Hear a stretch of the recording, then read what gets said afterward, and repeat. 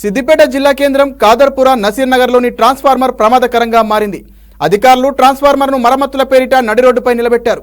అది కూడా అత్యంత ప్రమాదకరంగా చిన్న చిన్న రాళ్లపై ఉంచారు.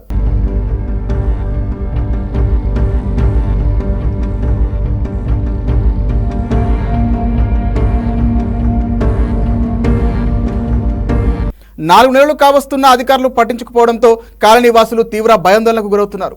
కాలనీవాసులు ఇదే విషయాన్ని ఏఈ కొమరయ్య దృష్టికి తీసుకెళ్లారు. మున్సిపాలిటీ నుంచి ల్యాడర్ అనుమతి తీసుకొస్తే మరమ్మతులు చేస్తామని చెబుతున్నాడు కొమరయ్య. ఎక్కడ చెప్పుకున్నా సరే మేము చేసేదేమీ లేదని నిర్లక్ష్యంగా సమాధానమిస్తున్నాడు. ఏఈ కొమరయ్య నిర్లక్ష్యపు వ్యాఖ్యలపై కాలనీవాసులు మండిపడుతున్నారు.